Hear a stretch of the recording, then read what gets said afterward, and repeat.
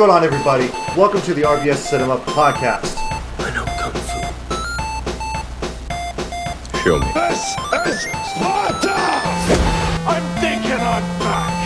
Why so serious? Avengers! Assemble. I'm Batman. You better lawyer up, asshole. Because I'm not coming back for 30%. I'm coming back for everything. I'll be back. You shall not pass! RBS. Lovely. Welcome, everybody, to a new episode of RBS Cinema. This week's episode, we are talking about Jingle All the Way, the Arnold Schwarzenegger joint. Christmas joint. I'm your host, Devin.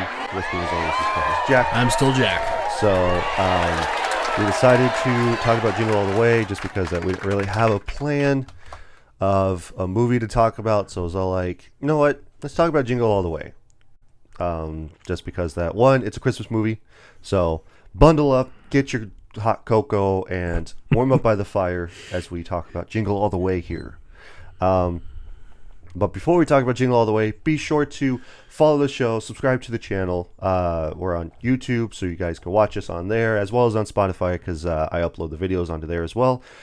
And if you just want to casually listen, not be able to see our faces, you can also follow us on Apple Podcast.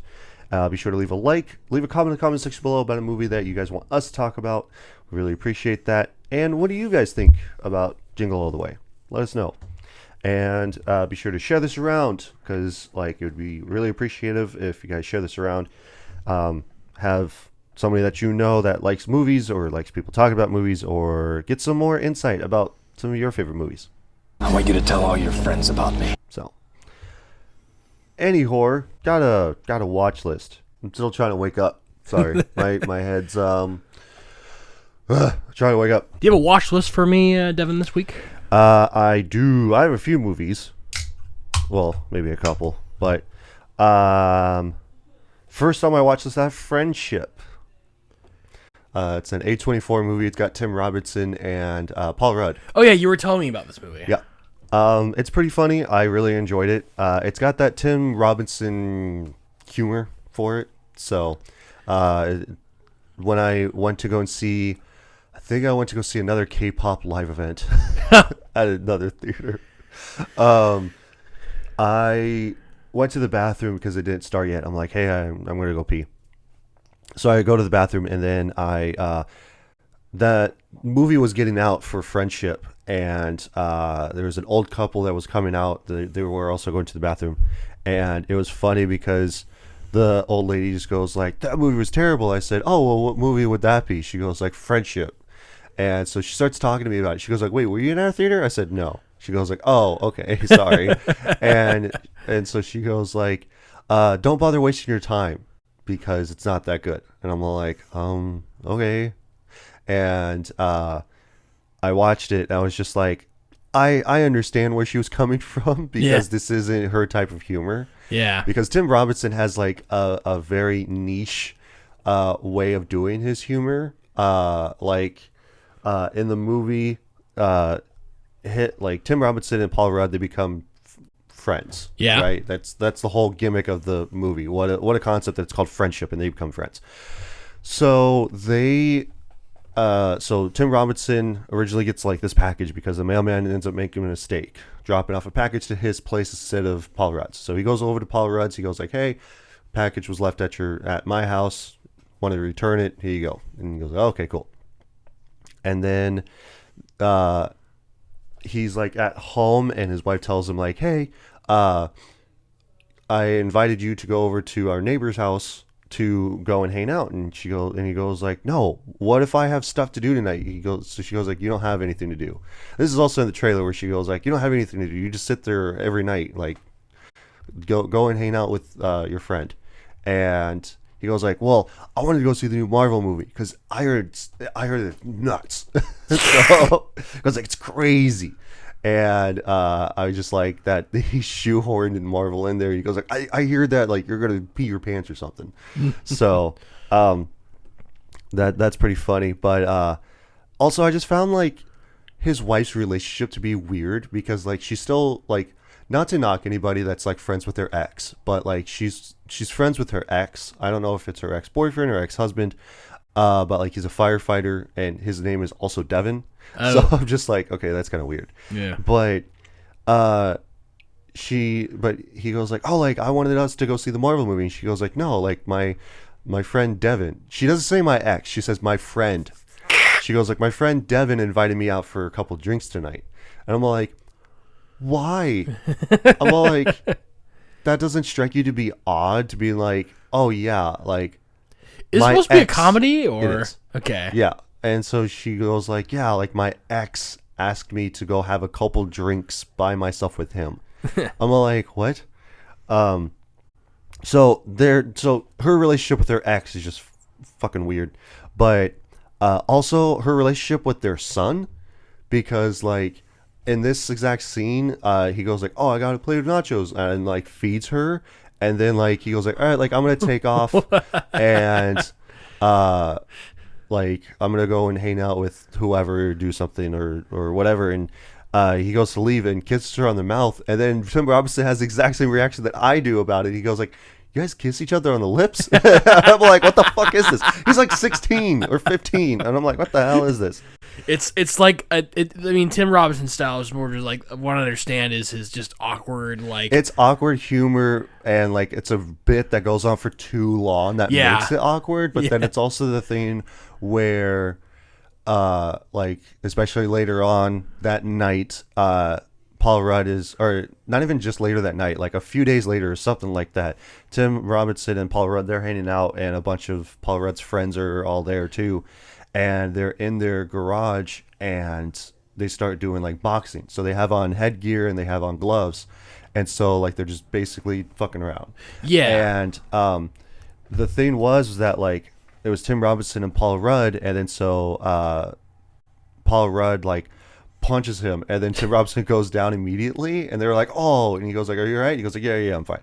Does it again, and then so he gets knocked down again, and so he just goes like, all right, like I think we should just be done. And then so Tim Robinson sucker punches him, and he goes like, yep, I'm the winner, and then like everybody's like, oh my god, like, are you okay? And he goes like, all right, I think it's about time that we call it a night. Like, what do you guys think? And everybody's like, yeah, let's go ahead and do that. And then Tim Robinson takes off his gear, and then he just goes like, I've been a bad boy.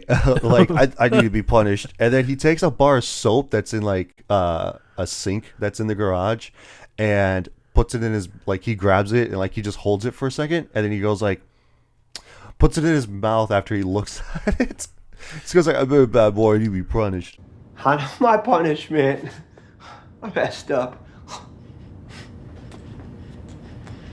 I'm a bad boy. I'm sorry. And I'm like, that's the type of humor that Tim Robinson has. Yeah, because it's like I from what I understand is people don't like Tim Robinson's humor if they're into like quick snappy jokes and like resolution to like quick punchlines. Right. But he doesn't do that because he's just, like it's like he does it the opposite of what everyone's expecting. Yeah, well, it's subversion of expectations when it comes to humor. Yeah. And a lot of people don't like that. A lot of people are just like, I don't get why this is funny. Right. It's kind of like the I think you should leave. Yeah, that stuff that's on I mean, Netflix. so Like, I've never been a huge fan of him because I just haven't watched a lot of his stuff. But I know there are like tons of people think that he's hilarious. So. oh yeah, he's more like a sketch comedy type of guy. Yeah. Didn't you say that you watched one where it was just like a chair factory? Yeah, it's like called that? The Chair Factory. Yeah. Yeah. So, even for that, like, it's got bits sprinkled in that are like super funny. It's like his humor coded, and it's not just like constant either. Kind of like in I Think You Should Leave. It's not constant. It's sprinkled out because there's an overarching storyline of him trying to figure out what this chair company is doing. Thing. And so, like it's a conspiracy theory and everything. Yeah. So, but yeah, there's that. But yeah, Friendship was just super funny. I definitely would recommend checking it out. And for me, I'd just say that it's a rent. It's not really a buy. Because I thought about buying it first and then watching it, but I'm glad that I didn't buy it because it's owned by A24, and A24 is on HBO Max. yeah. So feel free to watch that at your leisure. So, but watch it it's on pretty HBO Max before it goes to Netflix. good. Yeah, because like at the time we were recording, the deal was struck with Netflix and Warner Brothers. Netflix is now going to own Warner Brothers, and Jack was just telling me once he got in about the email that he got from Netflix saying that, hey, nothing's going to change right now, but it will change in the future. We're just trying to get our shareholders and stuff like that on the back end situated, so that way we can get merge. over any sort of potential antitrust laws that might arise. Because there's definitely going to be like, no, like FCC is probably going to get involved. Like, no, you can't do that. Right. Because like Disney and probably Paramount are going to be like, what? How come they get to acquire Warner Brothers? Yeah, because I'm on the Steelbooks subreddit, and somebody posted that, and they go like, what does this mean for physical media? Oh, yeah. Netflix doesn't do physical media. Only like on occasion or once in a blue moon they'll actually release like a movie or a show on DVD. Yeah. But that's very few and in between. Because if everything's just going to be streaming, especially on Netflix, then what does that mean for physical media? Yeah, like Steelbooks. Yeah, Steelbooks or like the DC property or like anything like that. So Yeah, because like Netflix will own I wonder if they will own the comic distribution of. I don't know. DC. That's always like tricky to me because like obviously Marvel owns Disney, so I've always had a fascination about Other way around. Disney owns Marvel. Yeah. Sorry. Yeah, Disney owns Marvel. That how does the comic distribution work? Maybe Because- I mean I think maybe it's just that Disney owns Marvel Studios. Maybe. like the film production. Yeah, Like that's segment what I of was Marvel, thinking. and then Marvel gets to keep its own Comic thing. So I'm guessing that's what they're trying to work out with Warner Brothers and Yeah. DC, because I mean Netflix can't just like say, okay, well Own now we're everything gonna that's DC. now we're gonna take over the production of DC comic books, even though we're a streaming service. Right. You know? Well, it's also the Doesn't really same make much thing sense. for like the video game company too, because Warner Brothers also owns their own gaming company. Yeah. So I don't know. Maybe we'll do a Wrapped about the potential of what will happen when Netflix owns DC. That might be a good topic for a Wrapped. Maybe sometime soon. Once more details become finalized about this deal. So if you want to see us talk about the ramifications of Netflix owning DC, leave a comment and we'll make a Wrapped episode about it. Yeah, because that is actually really interesting. Yeah, I know. So yeah, we'll get into that topic of discussion at a later time. But I got Twisted Metal Season 2. Oh yeah, I've been watching this week. I just started it. I'm like halfway through the season. For those of you that don't know what Twisted Metal is based off of a old PlayStation 1 video game franchise. I owned Twisted Metal when I was a kid. So did I. It was one of the first video games I ever played. Yeah, and I was terrible at it. yeah, same. I didn't know what I was doing. Yeah. But yeah, so the whole overarching theme of the game series is that there's a mixture of different characters of this tournament that you drive their car with, and at the winner of the tournament gets a one wish for Calypso. And it's kind of like with Mortal Kombat, where each specific character has their own story, but the whole game does not have a story. The overarching theme is like, oh, be the winner and you get a wish from Calypso, and then that's it. But your overarching character has his own Has story. the background, yeah. So there's like a ton of characters in Twisted Metal that I yeah. like. The most iconic one is Sweet Tooth. Sweet Tooth, Yeah. who is just a clown with a fiery head. Yeah. And he drives an ice cream mobile. Right. And it has guns on it. Yeah. So that's the aesthetic of Twisted Metal. Yeah. Basically, it's just like Pretty much. take a normal car and just add a rocket machine launcher gun to it. So Yeah, because even in the show, it's a little different because it's all about John Doe, Anthony Mackie. Anthony Mackie, yeah. And especially in the first season, we see him where he's a milkman, so he makes deliveries from different districts on dropping stuff off. And that's basically his whole job. And his whole story that he wants to do is go to San Francisco and once he finds out more about like his family and stuff, now he wants to go to San Francisco because he's only known to be a milkman his whole life. Yeah. So he just likes to drive. And then at the end of it, he goes to San Francisco and he goes through the walls for the district, and he finds out more about his life and everything like that, trying to jog his memory. He has memory loss. Oh yeah, okay. So, or I should say amnesia, not memory loss. All right. But I've been meaning to watch this, so don't spoil too much about it. No. So, but yeah, they continue on in season 2 with the tournament. Okay. So, like a few episodes later, they end up doing the tournament. What platform is it on? Peacock. Oh, yeah, that's why. That's why I haven't seen it. Yeah. So it's on Peacock. I don't Unfortunately, trust Peacock. I You don't know, either. like it seems too good to be true. Right. You know, like low price streaming. Yeah. Is like a thing that doesn't really exist anymore. Well, I mean, like even then, like I subscribed to Peacock last year because of WrestleMania.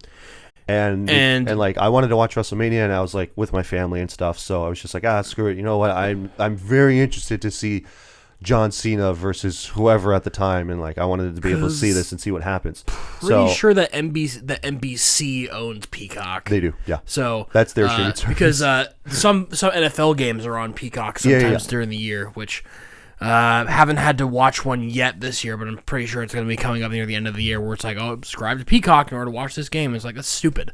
Mm-hmm. Nobody wants to sign up for like 50 billion streaming services to be able to watch stuff. So yeah, I mean, like that's the only reason why I subscribed to Peacock. And then after WrestleMania was over and I watched it and everything, I was just like, okay, well, there's no reason for me to continue to have it because like I had a 7-day free trial. And go gadget dummy email. Yeah, and I go like, I really don't care. Like I really don't. And then like I looked through all their stuff. I did the same thing for Apple TV Plus, because I had 3 months for free, and I subscribed to it. I was like, you know what? There might be some like there's a couple movies that I wanted to watch on there, like Ghosted, the Chris Evans and Ana de Armas rom-com action movie. Yeah. So where she's a working for the CIA and he's just like a dummy guy that like that owns a flower shop or something. I don't know. Like he's a farmer basically, but I don't remember the whole thing. But yeah, so I was looking through Peacock and I go like, well, there's not really any TV shows or movies that I'm like interested in. Plus they also don't have their own specific stuff that isn't like already available like or being accessed to. So I'm just like, I don't care about The Office, so fuck that. No. But all this basically to say there's nothing on there that was holding my interest to keep subscribing, so I'm like, all right, screw it, I'm just gonna cancel. I just think it's sketchy. I don't trust it, you know. I don't find it to be sketchy. There's just, if there's nothing on there for me to watch, I just don't bother to continue to subscribe, because I've had Netflix and Hulu ever since I was in college, back in 2014, and that was it. Like I've had them ever since. So I've had them for like 11 years now. Yeah. So last on my list, I watched this last night, was Fat Man. So it's got Mel Gibson in it, and Walton Goggins in it too. Oh yeah, Walter Goggins. Yeah. This movie is just about Mel Gibson. He plays as Santa. Oh, okay. But it's more like a modern day Santa, where he does live up in the North Pole, but he does have reindeer. He does have a sleigh. But here's like the weird thing about it though, is that he's just a normal guy. Like he's not like this overly fat dude with a big huge white beard or anything like that. Like no, he's just a normal guy. He just happens to be Santa Claus. He does have a workshop. He does have elves, but it's just like that they're real people. Yeah, that's the only thing. But the whole overarching story is that there's this little kid who is rich, and his dad is never there. Like literally later on in the movie, like he gets a package from his dad from the Bahamas with his girlfriend that he's with, and then he gets a teddy bear, and like he is upset because that's the only thing he got from his dad was a teddy bear. And he goes like, I'm not fucking like 10 years old or anything like that, even though he's like that age. But yeah, like it starts off with him doing a science fair, and like he's won for 4 years in a row, and then he got runner up this year, and so like he doesn't like that. So then he hires Walter Goggins as like his personal like hitman type guy or something like that. So like he goes and kidnaps this girl, and like this little girl that won the ribbon, and so he's all like intimidating her. Like Walton Goggins does not do anything to the girl. Let me be perfectly clear about this, but it's the little boy that has like a car battery hooked up. Oh my God. And so he's all like threatening her, going like, "You're gonna tell the committee that you cheated, so that way I can get the ribbon," because that's what he wants. He wants to win, and so he's like that type of a shitty kid. Yeah. And this is all basically just to preface that the kids of the world are no longer being good because Santa is like driving. He drives a regular car. Yeah. So he's driving to town, and then like he puts on the radio, and like he listens to everything. But like there's a news thing that pops on to where it's like, oh, these kids were on an overpass and they dropped a bowling ball in somebody's car that was driving on the freeway and everything, and like killed a bunch of people or whatever. And it's just like, what the fuck is going on with this city or these towns or whatever? So, but yeah, he it seems like that he was like a mercenary or something, but like he was working for the government is the thing. So the year that he was under was that he only did like half of production, so they had to cut his check in half because the U.S. government is in charge of Santa. So that's how he gets paid. That's how he's able to operate and all this bunch of stuff. I'm like, this is actually a really interesting way of doing Santa. Yeah. So, but okay. This sounds interesting because I kind of want to. It's really interesting, for sure. Because maybe I'll take a look at it. Yeah. At some point. So, but yeah, that was it for my watch list. What about you, Jack? Okay. Rapid fire through this. Watched a little bit more. The most recent episode of Spy Family again. Watching more. I watch every episode of Smiling Friends that comes out. Yes, same. So, I'm all caught up. I need to watch the last episode of The Chair Company. Yeah. And what else? I finished up Stranger Things season 5 of what was on Netflix. So yeah, how was that? It's okay. I was like, is it the second part comes out on Christmas? Yes. So it's gonna be 2 hours long. I was just like, yeah, it's fine. I was like it's not as like. I mean, I just wanted to be, when I first started watching, I was just like, I wanted to see what it was all about, and I watched the whole thing, and I was like, it was okay. It wasn't the best thing I've ever seen. And then when this season came out, I was like, okay, it's just a more continuation of what they've already done. Right. But like people who really like it, like really love it. So, but I mean, I don't know. I watched the whole series like twice maybe, and more than me. Yeah. So, but other than that, what else did I watch? That's about it, really. Didn't really watch shows. Yeah, because I've been playing a lot of video games this past week. So yeah, I've been kind of busy this week myself. Had much time to watch movies and stuff. Need to get back to watching Pluribus. You know? Oh yeah, so, I've been wanting to watch that. It's really good because the not to spoil the whole premise, but like. I won't spoil it. It's better if you go in completely blind. That like everybody takes this pill to make them happy? Isn't it that or no? No. I mean, okay, if you want to be spoiled about Pluribus, skip ahead. Well, I mean, a like little bit, you can say like what the overarching theme is. So basically, like, an alien race like comes in through like this. Like they send a radio message to Earth, right? Yeah. And the scientists that receive the message find out that it's actually instructions on how to make a chemical, right? Yeah. And so they're testing it in a lab on rats, and one of the rats escapes, bites one of the scientists, and the scientist basically gets infected, and then it spreads throughout the research facility, and then nothing happens for about a couple months. Then the main character, who, by the way, is from Better Call Saul. Yeah. She's because it's made by Vince Gilligan. Preface that first. It's by the same person who made Breaking Bad and Better Call Saul. So, love him. Great love guy. the work that he does. Yes. Always sets up these big, huge shots, and then great at making like really great series. A lot of visual storytelling that goes on. A lot of cold opens, I would say, for Vince Gilligan. Yeah. But basically, what happens is that they produce more of this chemical, and then they spread it all over the world, right? And simultaneously, they set it off, and then the whole world becomes infected, and it's like a hive mind, basically. Right. Yeah. But they're not like zombies. No. And they're not malicious, right? Yeah, because I saw a clip of it on TikTok where she was like at the grocery store. I think it's her own grocery store, and there's no groceries, so she calls them up and just goes like, "Hey, where the fuck are all my shit?" Right. So she goes like, "Oh, well, we were waiting for you," and then they all like simultaneously, one by one, the trucks come in, and then they start unloading everything and putting everything in the store. Because the idea is that she and about 13 other people in the entire world are immune to the mind meld, basically. Oh, gotcha. So they she basically has like billions of people waiting on her every whim. But she hates it because she's alone basically now, and she feels like that she's alone because and like everybody acts the same way, and so like she's the one that's different in the outcast. They're super nice to her because they want her to be a part. They're trying to figure out how to make her like them. Yeah.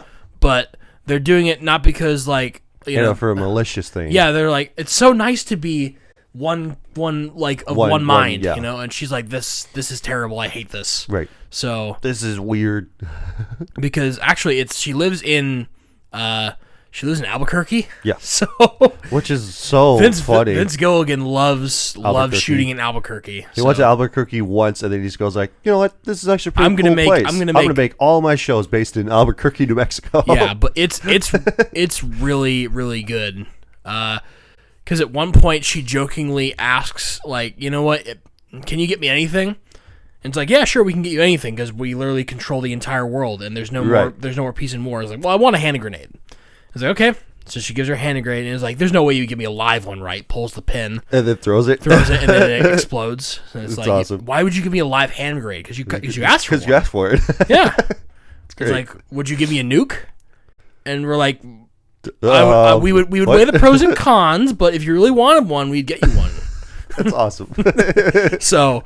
Pluribus is really, really good. I gotta get back to watching it. The only problem is the episodes are like an hour long. Yeah. So, that's if you're looking for something to binge, it's a really good show. And the only thing is, it's only 6 episodes out right now. It's only on Apple TV too, as well. Yeah, that's a downside to it. That is a downside because, but I'm sure once it finishes, it'll be like put out into like a. I don't know how well Apple does with putting out physical media. I don't know either. I think that at certain points they do, but it's kind of like a limited release type thing or something like that. And it'll get on Netflix eventually, you know.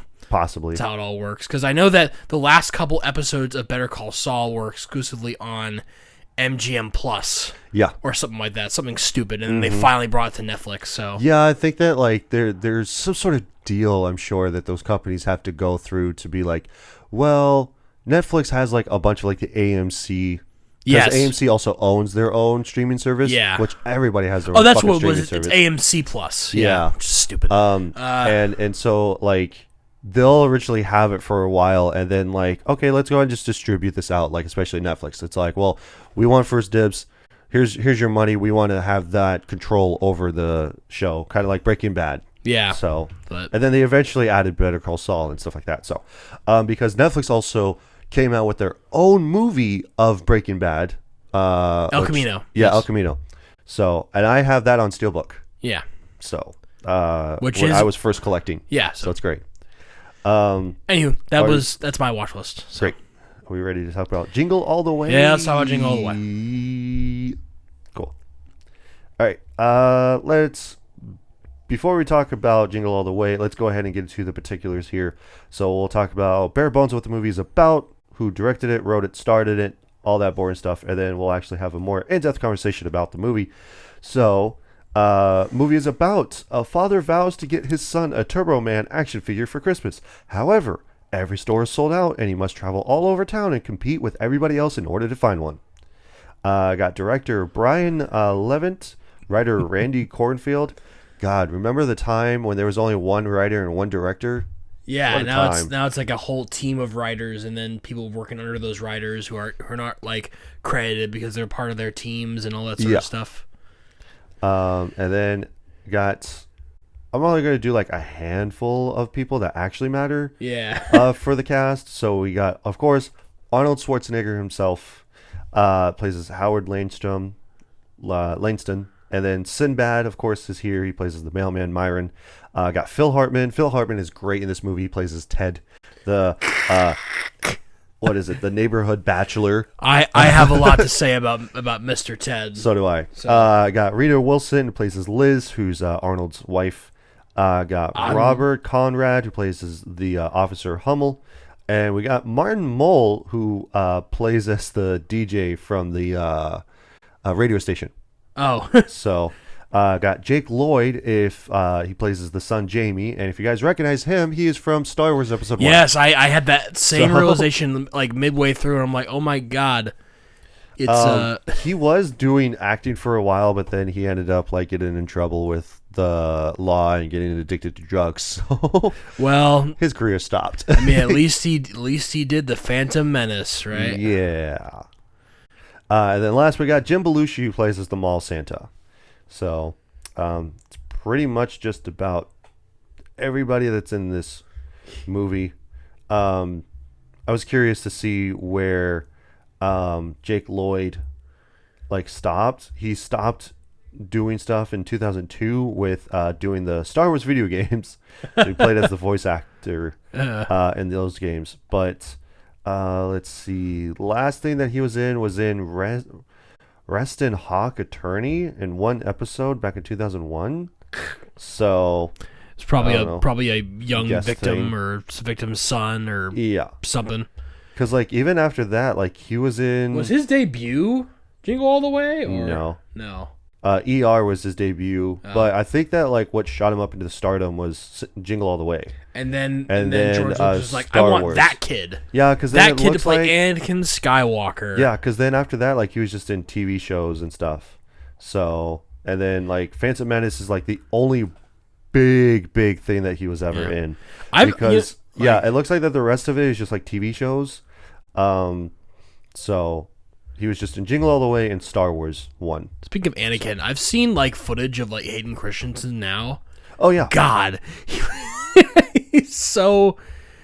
looks so bad. Oh, he looks bad.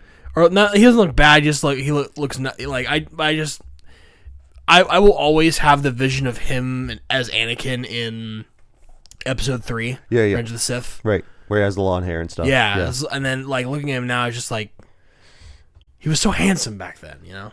Well, he still is handsome. Not really. Yeah, I need to go back and watch Kenobi and Ahsoka. But because that Star Wars has their own like lineup of stuff, it's all like, oh, like you need to watch Mandalorian season 1 and 2, and then you can watch Boba Fett, and then you can watch season 3, and then you need to watch Kenobi, Ahsoka, the freaking I just want to see Darth Rogue Vader. One spinoff. Yeah, that's the only thing. I just want to see Darth Vader. I want to be able to see Darth Vader do cool shit and more story based on Anakin becoming Darth Vader. Yeah, I don't care about Ahsoka. I don't really care about the Mandalorian. But Darth Vader is in Ahsoka. I know, but like I don't want to have to go through this other character just so I can see Darth Vader. Plus, the Clone Wars, the animated series, is also really good too. I need to watch that. And then, of course, they made Bad Batch, which is all about like this group of clone troopers that didn't do Order 66, and stuff. So they're the renegades. You know? Yeah. So anyhow, enough talking about Star Wars bullshit. I got one tagline for you here. Yep. 2 dads, 1 toy, no prisoners. Pretty weird. accurate. Because I guess I could understand it because it's like 2 dads, because Sinbad's also a dad, and that's who he's competing against. Arnold is, because he's not competing with Ted. Ted already has the Turbo Man, and it's under his tree. Yeah. Because when he gets home later on in the movie, he goes like, "Oh yeah," like he has that not flashback, but voiceover of Ted going like, "Yeah, I bought a Turbo Man for my son months ago. It's nestled under our tree safely." This movie is like such a relic of the past, because this is really like this is really not what Christmas like even looks like anymore. It doesn't. It's like people like running all over town and like busting down doors to get into like stores to be able to pick out toys. Right. Because you can just buy everything on Amazon now. Yeah, but it's also the other thing too is like, especially for Black Friday, I was on TikTok and I saw that somebody who was working at Best Buy, and he goes like, "Yeah, we had to purposefully open early to have people come in, and then it's just like rows and rows and rows of TVs that are all set up, and then like down the middle, and there was like nobody there. Yeah, because like we opened at 6:45 for this, and like there's nothing there. There's nobody there, but it's only because of the fact that like one, nobody cares about buying new stuff anymore. Yeah. Two, it's also the thing of going like nobody cares about Black Friday. Everybody has to work. No, So- everybody has to work. Nobody has any money anymore. Yeah. Nobody wants to be going out there paying $700 up to $1,000 for a TV. Right. Anymore. Everyone's looking for better deals, and nobody wants to go out in the cold. Yeah. When they can just, I can just get this on Amazon. Right. I specifically went to Best Buy 1 year for Black Friday, only to specifically get an air fryer for my mother-in-law for Christmas, and laptop for my wife because she needed a new laptop. So I bought one. I bought her a Chromebook because she goes like, I don't really want like a really big or expensive computer. Just give me a small one. I don't care. Like even if it's Chromebook, I don't care. I'm like okay.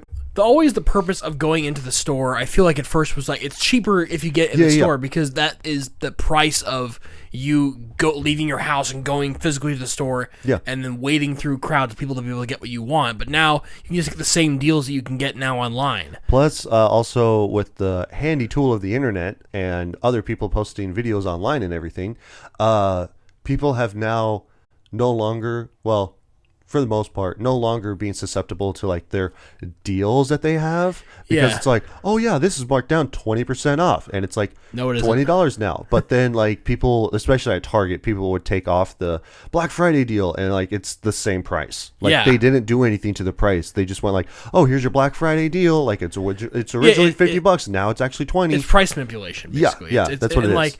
And like it should be illegal. And it's the same thing for Amazon too, because like people have gone online and they're like, let's see the price tracking information. And so it's all like, see, look, we have like this normal deal where it's like this TV is like, $250, blah, blah, blah, blah. And then all of a sudden we have this huge spike before Black Friday, and now we have it dip back down to the normal price where it's like, oh, it's $500, but now it's actually marked down to $250. So they purposefully mark up the price, and then they say, oh yeah, we actually put a deal on this. We put a deal on it so that way we're still making a profit. It makes it look like it's actually off, but it's really just the same price as it would be normally. We just jacked up the price. Yeah, that's, right. Like last minute we jacked up the price. Yeah. Apparently that's like illegal if you like. It's like illegal in Australia and the UK to do that, but it's totally fine to do it here because nobody cares about us in the US. So yeah, but like that, like I'm not saying woe is me, I'm in the US, blah blah blah, but like it's that sort of thing. No, I'm just saying we're less like, governed that way than other countries are. In the context of this movie, it's like it's so funny to watch because it's like everybody's trying to kill themselves just to get one specific thing, especially in this case, it's Turbo Man. But like a part of this is like so real too because the whole conflict is like we're out of the Turbo Man doll, but we have plenty of Booster. And it's like nobody gives a shit about Booster. Nobody gives a shit about Booster because like I think like that pressure as a kid to be able to get the right toy has always been like it's like literally trying to explain to your parents like this is what I want. No, like they try to convince you to get the other one. It's like no, you don't understand. This is the Like it's like the thing for Transformers, right? It's like I want Optimus Prime, but then you end up getting Prime or like, Megatron, but no, instead you get like Ironhide, Bumblebee, or like Starscream or someone. Well, or like no, like more like Blackout or something like that, like a lesser known character. That's not cool. Like I want the big guy. I want the biggest toy. It's kind of like with Power Rangers. It's all like, oh yeah, I want a Power Ranger. It's like, oh okay, and then you get the green one. Or you get like the yellow one. It's just like, no, this one's a girl. I wanted the red one. And it's just like, oh, fuck. All right. And it's like, it's really depressing nowadays going to see down the toy aisle in like Walmart or something. Yeah. Because you get there and like all the Transformer toys are really small. Yeah. Right? And like the ones that are big are like specifically marketed for like a movie, you know? But you can never just get like a G1 Optimus Prime in stores anymore, and it's like I remember like when they were like the size of one of these like things in the figures. back here, like they were like big figures. Oh yeah, 100%. Now they're just like the size of like a soda can, right? basically. And especially where it's like the not Optimus Prime or Megatron, but like the smaller ones, like Bumblebee, they would be specifically smaller because that's how that they were. They were usually really others. really cheap, or Yeah, like yeah. they didn't have as much complexities as the big Right. ones, and it's like that's just lame. Yeah, I used to have a bunch of Transformers, and one of the ones that I remember, I think I said this on the podcast eventually, some time ago. I think it was for Transformers actually that I said that I had a combo pack of these 2 twin fighter jets. Yeah. And one was blue, one was orange, and then like, you know, they were specifically twins, and when they transformed into their fighter jets, you can put them together so they're one big jet. So I'm just like, oh, that's really cool. Yeah. I also had like Optimus Primal, so and stuff like that. So like I thought that was pretty cool. But yeah, I used to have like a bunch of Transformers and Power Rangers and stuff. But yeah, I tried to get stuff like specific things that I wanted for Christmas that I remember. My cousin would get like video games, more specific, and I'm just like, okay, that's cool. I guess I'll go fuck myself then. Yeah. And it's just like, oh, like my cousin got a PS2 for Christmas, and it's all like, I got this thing. Yeah. Like, and then, or it's all like, oh, my cousin got an Xbox 360, but I got this. And like, especially for my upbringing, I don't know what my aunt was doing. Like I don't think that she stole them, but it's just like, maybe she bought them from a friend or something like that. Or like, hey, like my son really wants this PlayStation. Like, can you get it for me? It's like, yeah. And then like they'll go out and like they'll do their thing, like either steal it or whatever. Yeah. So I just don't know. But yeah, it's just kind of weird. But yeah, especially where it's like this movie is centered around Arnold Schwarzenegger and Sinbad specific, where they're running around town trying to find this Turbo Man. like Sinbad's a mailman who is like paying alimony or something. He's got like a shitty job, and like he's like crazy or Yeah, something. he's a conspiracy theorist for sure, because like when him and Arnold are waiting outside the toy store, When he first meets him, and it's like, it's a conspiracy by the toy companies. they're trying to brainwash your kids into having them buy the latest and greatest toy and everything, and Which, then it breaks because it's made from China or some shit, and blah blah blah. It's just like, it's great. I mean, like when I heard that, I was just like he's kind of right. Yeah. A little bit.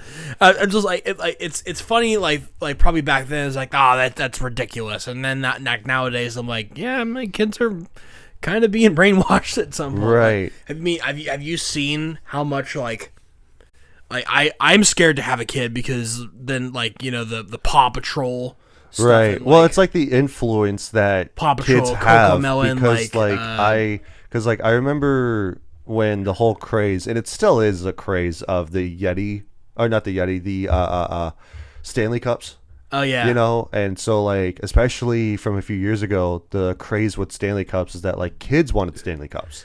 And then like, if you didn't have a Stanley Cup when you were in school, you got ridiculed. Yeah, FOMO. Or worse, if you got an off-brand one, then everybody goes like, oh wow, your parents don't love you then. And it's just like, oh my god, really? For a fucking cup, like, you're being ridiculed. Like, For this me, is fucking ridiculous.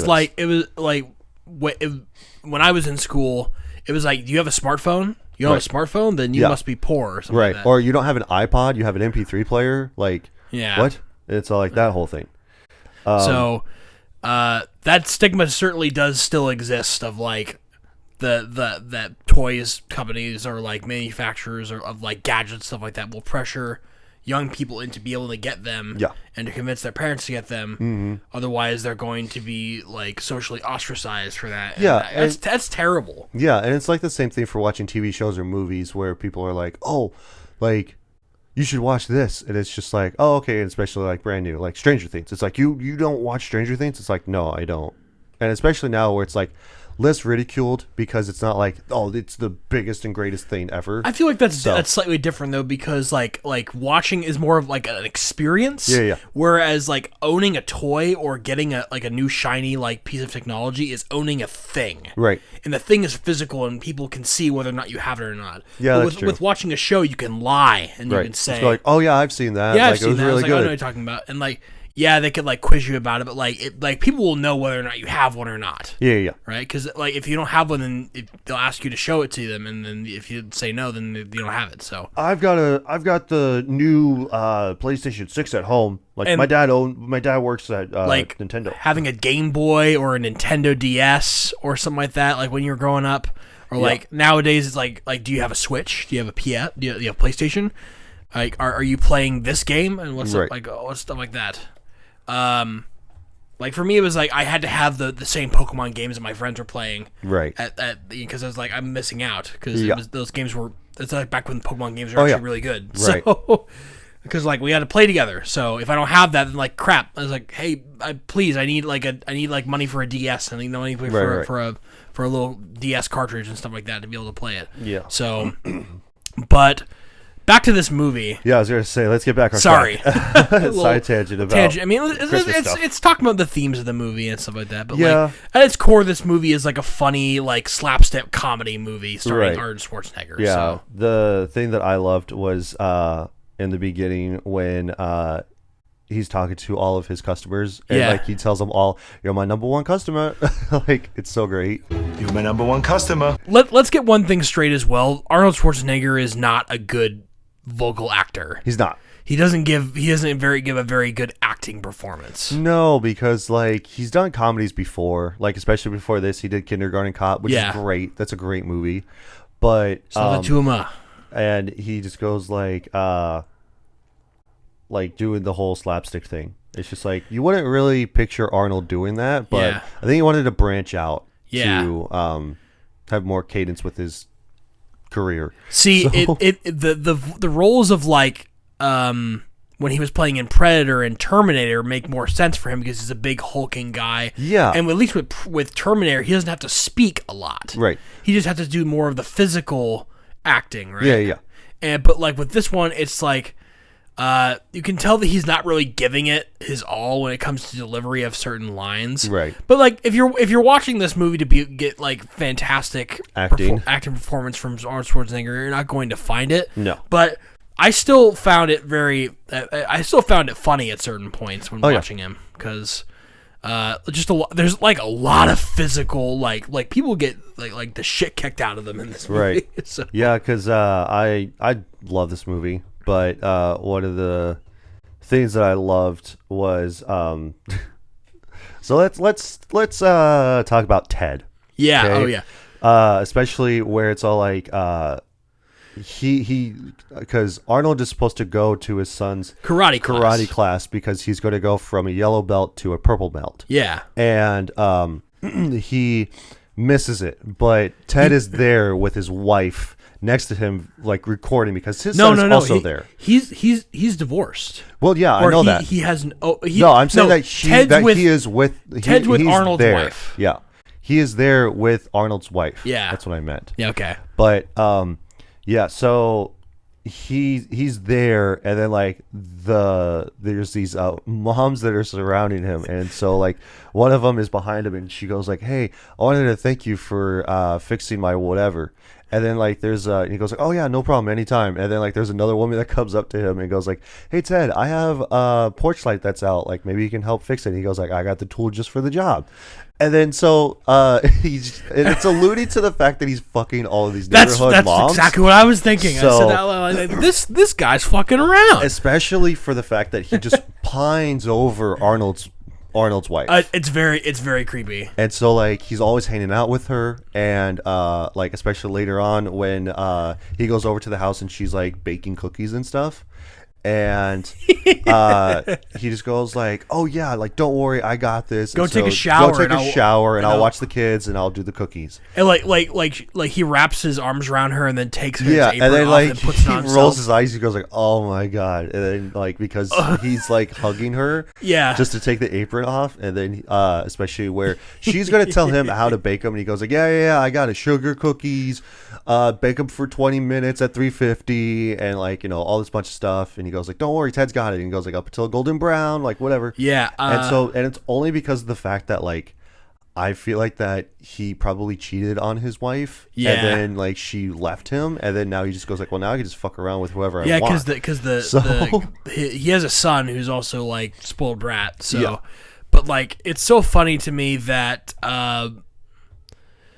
like he's almost like Arnold Schwarzenegger is almost comically a bad father. Yeah, you know, because like even later on when he tries to steal the Turbo Man doll from under Ted's tree, and Yeah. then like he sets fire to the house, yeah. and he kicks out Balthazar's head. Oh yeah. Because the only reason why I know this is because that like when he kicks out the head that's on fire, Ted runs over and like he puts out the fire and he goes like Balthazar.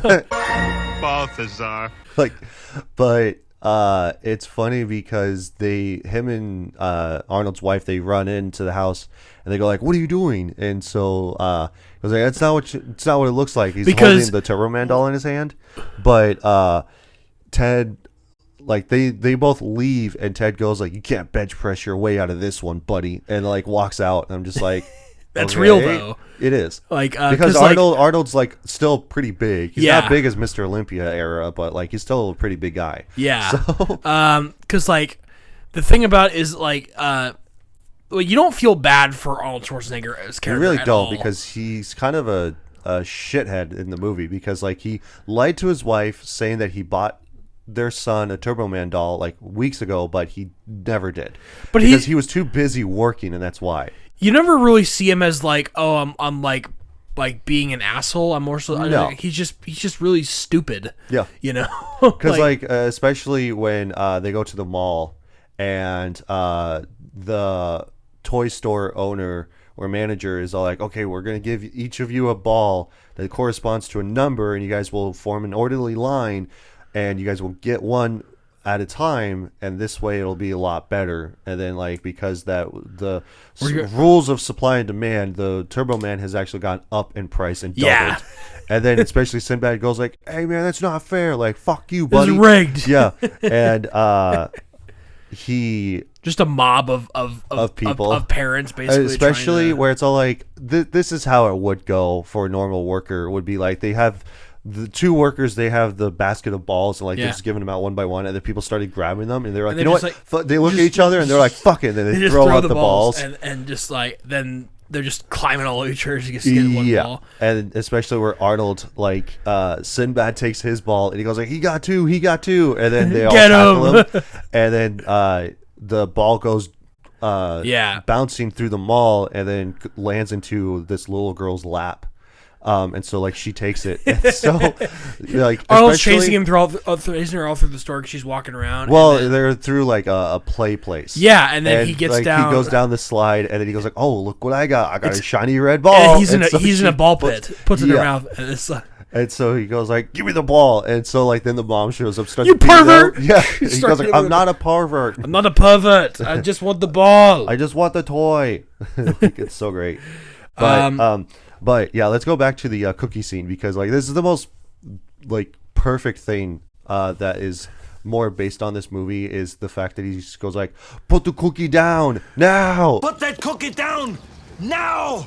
But like it's kind of funny in context. It's even funnier. Yeah, because like he calls the house and like Phil Hartman answers the phone, Ted, and he just goes like, "Hey, what's going on?" And he goes like, "Oh, can I speak to my wife?" And he goes like, "Well, she's in the shower. Do you want me to go get her?" And he goes like, "No, don't do that." And so because like otherwise he would have to go into the shower and get the wife. Yeah, but also like he's moaning while he's eating cookies. Yeah, and he it's just goes like, "Oh my god, I have to get the recipe from Liz." And Arnold's thinking to himself like, he's having sex with my wife right now. No. It's because of the fact that like he's eating his cookies, and that's why.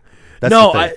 I mean I took it as like cookie is a euphemism for Pussy. you know well I don't say it but like But no, like I definitely think that like it's because of the fact that like Ted's there with his wife and now she's taking a shower. Yeah, and obviously he doesn't think that they're having sex or anything like that, but like it's definitely weird to have your neighbor just always hang out. I feel like it's kind of like in The Simpsons where Ted is like Ned Flanders. Yeah.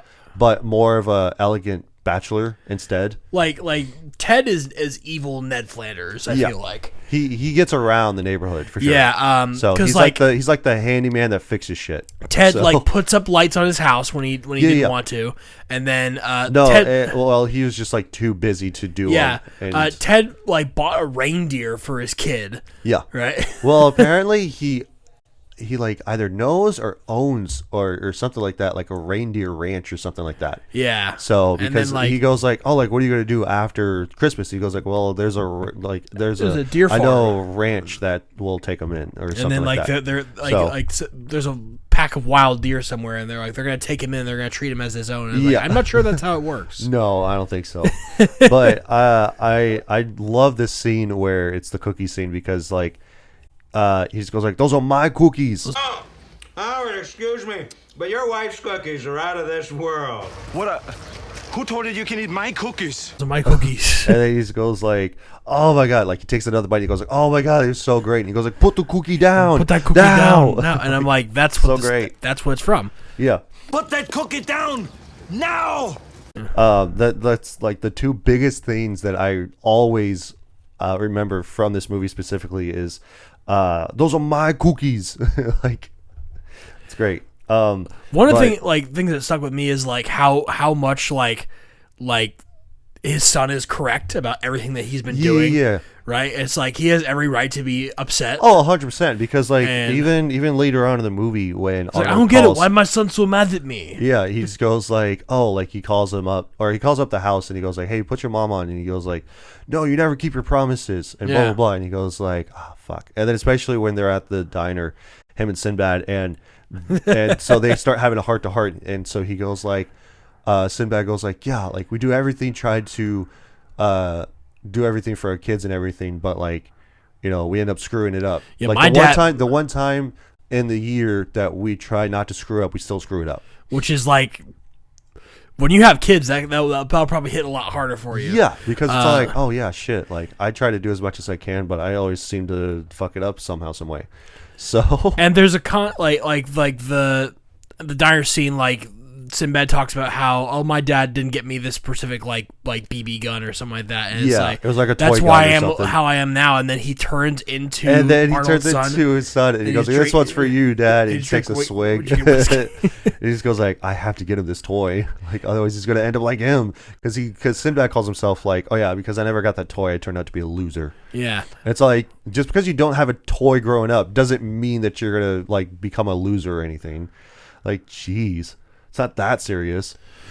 I mean, it could like instill a complex in them, or just like, oh, I'm never allowed to have anything good in my life, you know? Yeah. I do love that the cop comes out throughout the entire movie. Yes, especially where he's late for the karate class. And he gets pulled over because he's driving on the freaking shoulder. Yeah. Which, if you do that, like you deserve to get pulled over. Oh yeah, 100%. Because then he gets a speeding ticket. Yeah. And then later on, like especially after this scene, no, it's not after this scene specifically. Like they exit the toy store. It's after the toy store specifically, because what ends up happening is like they go into this toy store. One of my favorite bits is like, and this is real too, because like he's like trying to open the door and it's locked. And like, there's a crowd of people outside and everything, and he goes like, "Come on, open up! Like we're all outside, we're freezing and everything." And like the manager just looks at his watch and he goes like, 2 minutes, 2 minutes. You're not gonna open the door for more than 2 minutes. I'm just like, God, it's. And funny. they shove him to the back of the line, and then when they finally get into the store, they're looking around for the toy. Also, that they trampled the guy too. Yeah, so he's got feet marks. He's got on feet him. mark on there.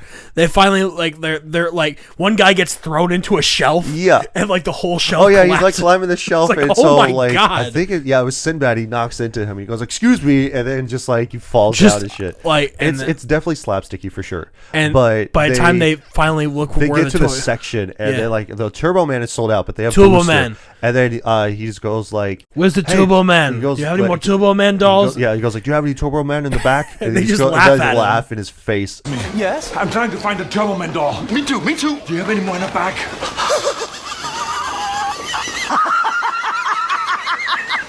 And then he picks them both up and he goes like, "Now, where's that holiday spirit?" And he goes like, "There it is." And he puts them down and he goes like, "Now, do you guys know where there's any more Turbo Man?" This guy doesn't know that Turbo Man. This idiot doesn't know chat. This guy doesn't know that Turbo Man's the most popular toy. And like the whole store is laughing at him. Yeah, because then they also like go to the customer that the one guy was helping, and it's just like, oh yeah, like he's an idiot basically. Oh yeah, it's like yeah, there was a woman with a fur coat that got the Turbo Man And it was doll. the one that like Sinbad was choking out while he was talking about how the what was it? How he was talking about the conspiracy theory of like, toys and stuff. She grabs him and it's like everybody's looking at him while he's doing this, and he grabs like, you know, you shouldn't wear a fur coat, ma'am. Yeah, just pushes like, her away. Yeah. What was it like? But like they run out the store and like he's chasing after her. Yeah. He's got the Turbo and then Man so in she sees him in her mirror, and then she speeds up like. And then later on, when they're walking in the street, they're like, someone's like, "Hey, there's a toy town that has an extra thing of doll," and then they run to like their cars. He runs to his car, and then he backs up into the motorcycle. Right, for the same cop. Yeah, same cop, by the way. Yeah. And so he just goes like, license and registration, please. And so like he's trying to be nice and be calm, and especially Sinbad just rolls up. He goes like, what's the problem, officer? He starts laughing. He just drives off. Like it's just so over the top, like between these two guys. Like yeah. And then because especially when he can't get the ball in the mall, where he's walking past the Santa, and he goes like, "Hey, buddy, like, do you want a Turbo Man doll?" And he goes like, "What do you mean?" He goes like, "How do I know this isn't a scam?" And he goes like, "Oh, like here, like the elf gives him a picture. He goes like, this was taken today. It's like him with the Turbo Man with today's newspaper. that's how you would prove that it was today's date." Yeah. And back then it was like taking a Polaroid picture of yourself holding the newspaper, going like, "This is today's date that I took this picture, and I've held it with me this whole time." The Santa scene was just like, "Oh my God, there's a ring of Santa scalpers." Right. I do think that it was funny that like when Santa is telling him where to go, and like he's singing about like whatever, and he goes like, "Oh, I love this time of year," like whatever, and then he goes like, "Okay, where to now?" And I have this written down so that way I specifically get this right. He goes like, "What are you, Don Rather? What is this, 60 Minutes? What are you, the Question King?" He goes like, "Keep going." And I'm like, I love that from Jim Belushi. But yeah, especially after this where they go in, especially where they get to the secret door, and he goes like, "Password." He goes like, "Jingle bells, Batman smells." And then it's like it cuts to Arnold, and he rolls his eyes and goes like, "Oh God." Ugh. And they give him the doll after paying $300. $300 again. The Santa scalpers. It's like, that's so real. And then he just goes like, "Yeah, like, you know, there's this," and it speaks Spanish. Yeah, it speaks Spanish. He goes like, "Oh, that's the international version." He goes And like, "Oh, it's fun and educational." And then it falls apart as he it falls opens apart. it. He goes like, "Well, some assembly required." So I want my money back. yeah, and then they well, buddy, all sales are final. Yeah, he fights all of the Santas. Like, I love that they have Vern Troyer, who is Mini-Me in the Austin Powers movies. Oh, okay. And then they also have the Big Show in there. He's the big, huge Santa. Wait, really? Yeah. Oh, I didn't know that. Yeah, that's Big Show. That's even funnier. So, because this was filmed in 1996, so yeah. that makes sense. So, but yeah, I just think that was hilarious that they got Vince or Vern Troyer and Big Show to be in this movie. But yeah, that whole scene is just hilarious. And then after the whole fight happens, like the police barricade themselves in, or not barricade, but like they run in, and so he goes like, "Hey, like, who's this guy?" And then he grabs like a toy badge. Like, "This is the worst bust I've ever seen in my entire career." Yeah. That bit was hilarious. He goes like, I was on this case for 3 years, and you guys come barging in like you own the place. But it's like, I'm undercover. Yeah, he goes like, "I've been doing this undercover for 3 years, and you guys come in and you ruin everything." It's funny because go arrest somebody. A couple weeks ago, I was watching Point Break. Yeah. And like that same thing happens, but it's actually real, where it's like he's with the he's with FBI or something. He's undercover with the FBI, with like the guys who Keanu Reeves thinks is like the rank robbers. Yeah. And he's like, "This is the worst bus I've ever seen in my entire life." It's the same thing. Yeah, right. Like, so I thought that was very funny. Right. He just walks out of there like, "Sir." Yeah, he just goes like, "Put him in the van." Yeah. Like. And then, like, it's crazy to me that this happens in like the course of the entire day. Oh yeah, 100%. Right, and he gets just get more like it's ragged in one and, day. He gets like more ragged and dirty. Yeah, because especially later on, which after this we'll talk about the radio station scene. Yeah, because like that happens after the diner. And yeah, stuff. right. Because he runs out of gas on the freeway, and then he has to pushes the car all the way to the diner, which is kind of ridiculous. It'd be ridiculous if anybody but Arnold Schwarzenegger. Oh yeah, 100%. So I would believe that he would like push the car all the way to where he needs to go, just like stops at the diner. Right. I do love that when Jamie and his friend Ted's son, when they're in the back seat of or not the back seat of the car, but like they're talking about the reindeer and stuff. Yeah. And he goes like, oh, like one of the kids goes like, what's his name? And he goes like, Dad, I named him Ted after my dad. And so especially when Jamie's talking to his dad over the phone at this point, where he just goes like, where's your mom? And he goes like, oh, she's outside petting Ted. Or she's at Ted's house petting Ted. And so she goes like, what? And so he goes like, what? Because he doesn't know. Because like, especially where it's like a kid knows the information, but then like doesn't tell the parent because like they think that they know. I didn't pick up on that. That's hilarious. Yeah. And it's only because of the fact that like he would think, oh yeah, like I know that the reindeer's name is also Ted, but my dad doesn't know that his name is Ted. Yeah. So like that was funny. But yeah, he goes like, oh yeah, like my mom and dad got divorced and it worked wonders for him. Like maybe your parents should get a divorce, and that's why he runs into the house. No. So I was just like, shit, really? Like you guys say that, kid? Yeah. But yeah, so like after the whole thing with him and Sinbad, they have a heart to heart at the diner, and then all of a sudden like the radio pops on. He goes like, hey, are you looking for a Turbo Man doll? And he goes like, yes. And then it cuts to the guy working the diner, and it just seems like that he's the one that talked. Yeah. And then he goes like, oh, like if you're the first caller to name all of 7 Santa's reindeer, then like you get to have a Turbo Man. And he gets on the payphone, and then they fight in the booth. And he like slams the door in his head, like my hand. And then so he opens it, smacks him in the head with the freaking phone. But yeah, they like especially where they're running to the radio station, and they get in, and so he's running down the street, and he's reciting the reindeer names. Yeah, and he goes like, "See, I'm gonna have a good time." And that's probably the worst effort that I've seen of people running down the street trying because he's just jogging. He's not even running. He's just jogging. Yeah. And then he runs inside, and the radio host turns to the music. And then he goes like, "Help! Somebody's in here! Like a madman's in here. He's trying to hurt me." He calls the police because he breaks the glass door open. No, that was before that. And then because he goes like, "Hey, I got the names." And he goes, and so he immediately calls 911. He goes like, "Hey, there's a madman in my studio. He's trying to hurt me." And then he breaks the door open. He goes like, "Help me!" And he hangs it up. And then he just goes like, and so he starts naming all of them off, and it's great. And then. The mailman gets in the and then he goes like, I got a bomb. And he goes like, oh my God. Yeah, he just goes like, wait, you have a bomb? And he goes like, yeah. And this whole like thing is funny because he just goes like, yeah, this is a bomb. And then it turns out that it's not. But then later on when the cops come in, then he has another package. And he goes like, I have a homemade explosive device.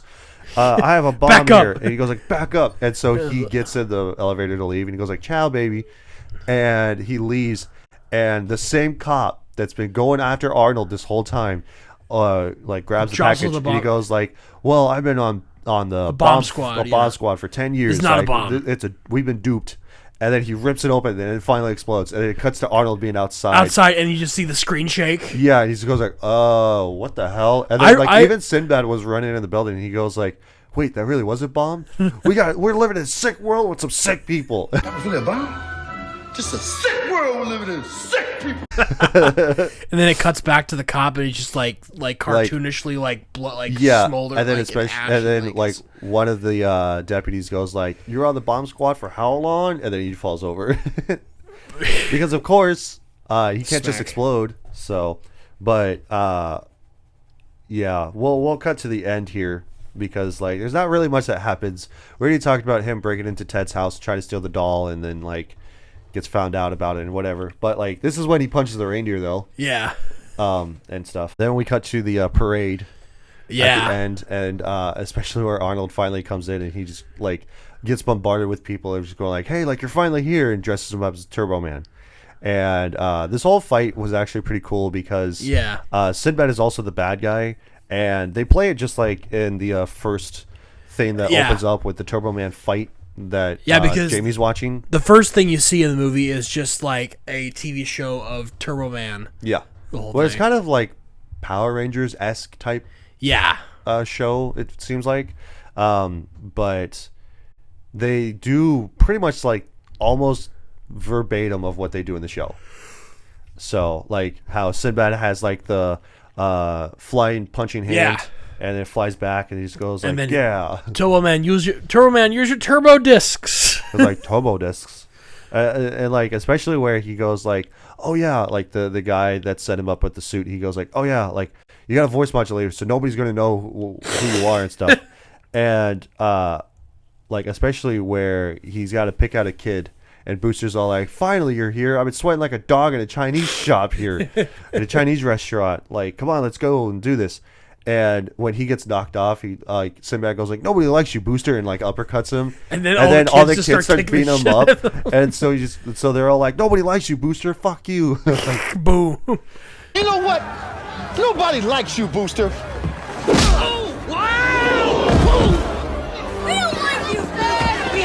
I just found this to be pretty odd because like Sinbad is literally chasing this child. They go up a building on the roof, and then like they also climb up the scaffolding that's off to the side of it, and then like it falls over and stuff. And especially where Arnold has this fully functioning jetpack that he has no power over. It's like, whoa. It's like flying all over. I'm like, okay, that's pretty cool. Yeah. And but that CGI, that mid '90s CGI, and those green screen effects, crisp. Yes, it's great. It's crisp. But you don't make them like that anymore. Yeah, it was pretty sweet though, because like at the end of the day, like he beats the Sinbad, and then he like rescues Jamie from the thing, and it's like and like he gets like, the Turbo thank you, Man Turbo doll. Man. I really appreciate everything you're doing with me, and I wish my dad was as cool. And it's like, well, your like, dad. Well, loves, I am your dad. Yeah, like your dad loves you a whole lot. I am your father. Which is like cool thing for a kid, but like that does kind of like absolve everything, because I don't have the toy, but I got saved by Turbo Man, and my dad's Turbo Man. Oh my god! Because like even he gives the toy to Sinbad, because he gives Turbo Man to Sinbad, and he goes like, "Are you sure that I can have this?" And he goes like, "Yeah, like I don't need Turbo Man. I have Turbo Man at home. He's my dad." Like that sort of thing. Yeah, so and like that, especially where his wife gets turned on from him being Turbo Man, he goes like, "Oh shit, like that's my husband." He goes like, "Oh fuck, that's my husband." Like, shit, dude, like fuck, I'm getting a little moist over here. Because like it's kind of there is a little bit of a lesson here. Yeah. That like it's more important to give your kids a sort of an experience, right, or something that they'll remember, rather than just a physical toy that like they'll like. Sometimes it's a better thing. Well, it's more like spending time and keeping your promise to keep your promises, but more so like a kid will forgive you, I guess, if like it's kind of convenient that like, oh yeah, all wrongdoing is gone, because like, oh, I just like instead of like giving them, if like you don't get them a toy, then you like sort of like dress up as a toy, right, and just like try to do something to make it up to them, right. And it's kind of like, I want Spider-Man at my birthday party, and then you can't get like a Spider-Man guy, and then you get a Spider-Man costume, and then like, oh, like, you know, I'm Spider-Man, like that whoa, sort of thing. like that sort of thing, you know? But yeah, also like we'll finish it out with Ted, because he tries to like swoon Liz in the car, like as because like especially when the kids are like, can we just like, because they're in the middle of traffic. My friend's dad is over there. Can we hang over with his dad while we wait for you guys to park? And I'm like, yeah, sure. Yeah, and then like especially Ted goes like, yes, like I'm alone with her, and then now I can seduce her. And then he's all like trying to comfort her, but in a shitty way. He just goes like, oh, like, you know, Liz, like, you don't deserve this, and blah, blah, blah. You deserve so much better. Yeah, and then especially when he goes like, now don't keep this bottled up inside, because like she's trying to like fix her makeup in the mirror, and so he like closes the visor real quick, and he just goes like, pay attention to me, because I'm trying to fuck you. And so then she like smacks him with the eggnog. Yeah, and then, he's like, I got some non-alcoholic eggnog here for you. Yeah, and where Arnold sees that, and so he's like running to the car because he sees that Phil is trying to put the moves on her. Yeah, I was all like, it's been a while since I've seen this. And I was like, half expected him to like pull him out of the car and beat the shit out of him. Yeah, me too. So, but he does it. Like he ends up going to that. He gets the Turbo Man. Yeah, he gets interrupted. outfit. Yeah. So, but yeah, all is well now because at the end, and he gets to put the star on top of the tree because that's his thing. That's his thing. And especially where he tells his wife and kid that like, oh, sorry, I've neglected you guys. Like, I promise I won't do it anymore, and blah blah blah blah. So you're my favorite guy, my son. You're my number one customer. You're my number one customer. My number one. That would have been hilarious. That would have been a great great whole time. Yeah. It's all like, yeah, son, I love you too because you're my number one customer. My number one customer. It cuts to the credits. But yeah, anything else on it? No, silly, very silly movie. Yeah. All right. With that being said, that is the end of Jingle All the Way. I know that we forgot to mention that last episode as I was editing it. I forgot that we did not close out the movie. We just went like you were on a really long rant, and then you're all like, yeah, that's all I had for the movie. Then we just cut to doing our award system. So, which, speaking of, let's find out if this is a rent, buy, or skip, which is what we do on the show here. Rent is just, it's an alright type of movie. I'll watch it on occasion or when it's on streaming or whatever. Which, speaking of, because that just reminded me, so I bought the movie. It was $5 right now on Fandango, and it was weird because I couldn't get it to play after I bought it. But luckily, they have it on Hulu. And Tubi and Disney, I think. So I watched it on YouTube TV because it's on FX. Yeah, so. I watched it on Hulu, so it was great. But more into our rating system, or is it a buy where it's like it's a fuck yeah type of movie? It is the best of the best of the best, sir, with honors type of movie, or is it a huge beast of dog shit, which is a skip? So let's find out. For me, I'd say that it's a buy. Fuck yeah! Best of the best of the best, sir.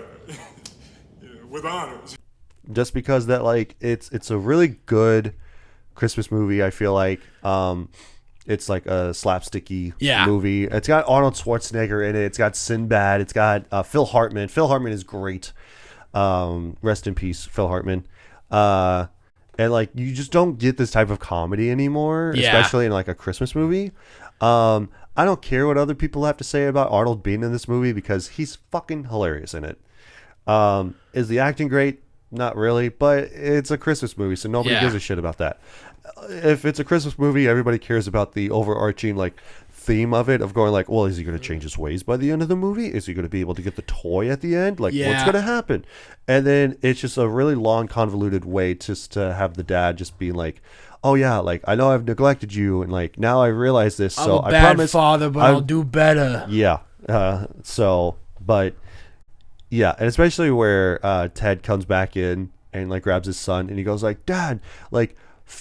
Jamie's dad is Turbo Man. He goes like, oh shit, we gotta get out of here. No. and like the other thing too that we forgot to mention was like when the police officer, like Arnold bumps into him again, and like he's holding coffee and like it spills all over him, and so he's like chasing after him, and then like there's a lot of bits. Like, oh yeah, movie. Like they're like, we need to have guys like you on the force, everything like that. And he turns around because he doesn't have the helmet on. And he goes like, oh yeah, like sorry about the bike. And the coffee and the bomb it's just like ah shit. But yeah, so like it's a great Christmas comedy movie. I would probably watch this every year, even if it's not Christmas. I'll turn it on, maybe. So it's like, oh, I want to watch Jingle All the Way, even though it's not Christmas. It's the middle of July. It's the 4th of July. I'm gonna watch Jingle All the Way. So, but no, I really enjoyed it. I've liked it ever since I was a kid. So it's great. So Jack, I'm on the fence a little bit about this because I will say it's a low buy. Fuck yeah! Best of the best of the best, sir. with honors. Okay. It's not the best Christmas movie I've ever seen. It's not. It certainly has some weird things about this movie, but Right. like I thought it was funny. Yeah. There are times where I laughed about this movie. It's just like there's a lot of good jokes in here, and there's a lot of like physical comedy that like gets a laugh out of me. Like Yeah, like I think the time I laughed the hard was like when someone got thrown into those shelves in the toy Oh, store. yeah. That was. And like when they're all over each other, we missed this, but like Sinbad maces. Oh yeah, Mace's Arnold Schwarzenegger, Arnold, and when that's the they're reason why going that for he the says balls. like he's got 2 balls. And he goes like, "Wait, what? No, I don't." And like they all tackle him. And- One of the things that I loved was, or that I did for the movie was that when Phil Hartman was on screen for the first time at the karate place, and the 2 moms are like swooning over him. And he just goes like, "Yeah, I got the perfect tool for the job." I had to pause this because I was laughing so hard, and I was just like, I fucking forgot that he fucks all of the moms in the neighborhood. I'm just like, oh my god. But And especially his face that he makes, he like is turned to her, and then he turns back to Liz, and he's just like making this goofy face. I positively love it when movies, TV shows have jokes in there that are for the parents. Yeah. And so the parents can enjoy that, while the Right. kids also enjoy like, oh, it's Arnold Schwarzenegger, and like Yeah. the kid, he's It's like the Terminator, me. yeah. And like look at Turbo Man, like it's funny, and so it's like, but there's also things that like adults pick up. Like I love when writers do that, because then it makes it accessible, Right. Even if you're an adult, if like it's a movie that you watched when you were a kid. Yeah. I personally, I never seen this movie before, and I thought it was gonna be really like corny and lame when I first saw it. But like but I thought it was pretty funny. So Yeah. You didn't see this before doing this? no, never seen it Oh, before. damn. Well, So- it's a good thing that we decided to talk about it. Yeah, so I always like when we talk about movies I've never seen before, because that lets me give a fresh opinion on it. Yeah. So, but yeah, I thought it was good. I'll give it a low buy. Okay. You know, it's definitely like it's an option for a Christmas movie that's not like the heavy hitters. You know, Right. And like it's a pretty good movie, even not even for Christmas. Because yes, the overarching thing happens around like Christmas, and specifically on Christmas Day, but like you don't really like it's just stuff. It happens on Christmas, but like you can watch it sometime later on in the year. Yeah. Because it's still like a comedy. The overarching theme is just Christmas. I That's feel like the only thing. '90s are just unmatched for how many like Oh, banger 100%. comedy movies. It's like released there. it's like the 90s and early 2000s were bangers. I don't know. I'd say the '90s more. Well, yeah, so. 90s more, but 2000 is a good heavy hitter too. Yeah, so Because like I was scrolling through my stuff and I saw Super Troopers, and I was just like, oh, okay, cool. Like it's like 37% for critics, but like 92% for audience. yeah, And I'm like, that makes sense. I don't trust Rotten Tomatoes. like Rotten Tomatoes when it comes to I don't comedy either. movies. No, I don't either. That's why. If- That's the reason why we don't do Rotten Tomatoes on this show, is because Yeah. nobody gives a shit about that. Yeah, So, or like the IMDb score, it's like, oh, it's a 6.5 out of 10. It's like, okay, it's a middle of the road movie. Who gives a fuck? So whatever. So yeah, I thought it was I liked it. I thought it was funny. So good. Let's move on to suggested people. I forgot for a second what the hell we do next. So suggested people, we'll just take like a 110, sometimes both star review on IMDb, depending on our rating.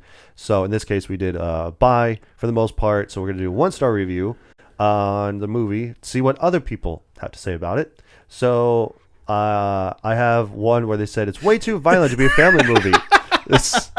This movie just made me cringe. Sinbad's character is angry, aggressive, and completely unlikable. He literally chokes a woman while waiting in line to get into a toy store. that's funny. Yes, nothing is funny in this movie. That's what they said. Arnold beats up Santa Clauses and steals presents from a kid. It is not a happy Christmas movie. My kids were upset while we watched it. I'm a big Arnie fan, but this movie just left me feeling stressed. Way too violent, and it has no laughs at all. First of all, I'm pretty sure only his friends call him Arnie. Yeah. First of all, Well, this was like from a few years ago, back in 2021. oh yeah. So, I'm just like, what? But I don't understand why people don't like this movie. Like, even this one, it says, like, what a load of rubbish. Hands down, the worst film I've ever seen. It's hard to believe he was in The Terminator a few years before. Actually, it wasn't a few years before. It was actually in 89, I believe, it was the first Terminator. So that was like, this came out in 96, so that would 7 be years ago. 7 years ago. So Almost a decade before he was playing Terminator. But even this one, useful only as psychological warfare.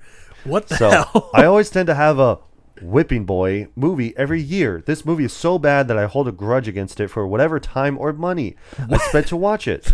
The current and still undefeated champion remains Jingle All the Way. I believe the best review I've ever read about this movie, or any movie for that matter, came from the review in The Onion, whose review's first line read, as mouthful... I don't know what the hell this means. As mouthful as an icicle shoved straight up your ass. But they censored out ass. But... And this was in 99. What do you mean by a Whipping Boy movie? What does I think it's what like, does that terminology mean? This is like a shitty movie.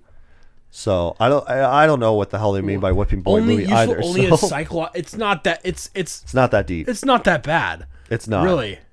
Like I would say like this works as like for like Thanksgiving. Yeah. I would use that sort of review Right. for a review of Thanksgiving. Oh yeah. This movie is not that bad. Right. I've like it's just so like I love that it's PG. Right. I also hate the fact that people just go like, "Oh, this isn't that good of a movie, so I don't like it." It's all like, how do you not like it? It's like, "Oh, I don't find it funny." I'm like, how do you not find it funny though? Well, sometimes you're not the target audience. I've taken well, that. It was kind of like what we talked about early on in the show was like the Tim Robinson friendship movie. Yeah. Like, oh, some people don't like it because it's not funny to them. It's like, Yeah. I get that because Tim Robinson has a specific type of brand of humor that he uses. Like the bits that he does are funny because he's not playing, like he's playing a character, but he still has his own cadence of how he delivers the punchline though. As well as the fact that like he goes on way too long for the bits. So I didn't think this movie was funny the whole time. No, but there are laugh out loud moments so though. like, So I'd probably give this movie like a 7.5 out of 10. Yeah. If I had to do like a 10 scale, that's why I give it a low buy. right. Like it's worth it to be able to like have it on your shelf because it's an Right. Arnold Schwarzenegger movie. Yeah. Like it's like an idea of like if you want to do the contrast of like almost like let's do an Arnold Schwarzenegger marathon and like it's like Terminator, then Jingle All the Way, Right. then like The Predator, then like Kindergarten Cop, Right. Like if you really wanted to like stretch your like perception of like what yeah. is, that'd be a really fun way of doing it one night. So like Right. I feel like you want to buy this movie just to have like some contrast from like the really gritty movie that Arnold is in. Yeah, plus Commando was like a really violent movie too. Yeah, for him. So but yeah, like I just think that like, and plus like I could say because like this is around the era that him and Stallone were going back and forth with. Oh yeah. Because it was all like, oh yeah, I heard that Stallone's going to be in this. Well, I got to be in this movie. Yeah. To beat him out, and then same thing for Stallone. And there's been where for Kindergarten, I think it was for Kindergarten Cop, specifically where, he tricked Sylvester Stallone tricked Arnold into being in Kindergarten Cop because like he's spreading a rumor that he was going to be in this movie, and then he just goes like, no, I'm going to be in the movie, and then like he did it. So but then Stallone ended up being in Stop or My Mom Will Shoot. So I think that Arnold played the same trick on him after he found out. He just goes like, yeah, I'm going to be in this new movie. It's going to be called Stop or My Mom Will Shoot. And then he goes like, well, fuck that. I'm going to be in that movie. And then it turned out to be one of his worst movies that he's ever been in. So, but I love that back and forth that him and Stallone had of like, that's the reason why that like both of them were in schlocky movies because of that reason, because they were trying to compete with each other in the box office. So, but yeah, for some odd reason, like Arnold was able to pull out some wins, and same thing with Stallone. So it was great, but I don't know. Anything else on this movie? Nope, I think we're good. Cool. Well, with that being said, thank you everybody so much for watching, listening, tuning in, however you guys are doing it, having us in the background, whatever have you. Again, be sure to follow the show on YouTube, Spotify, and on Apple Podcast, and be sure to do all this stuff. And we really appreciate you guys following the show. And stay tuned for next week when we're going to have another movie that Jack has not seen, which stay tuned in for that one. So it's going to be great. And it won't be a Christmas movie. All right. So I think this will be the only Christmas movie we talk about for this month. Okay. So, because I planned on doing something for my birthday episode for this month. So Stay tuned for that as well in 2 weeks. Yeah, time of recording, it's going to be 2 weeks. So, but anyhow, that being said, we'll see you guys next week. So, bye. Bye.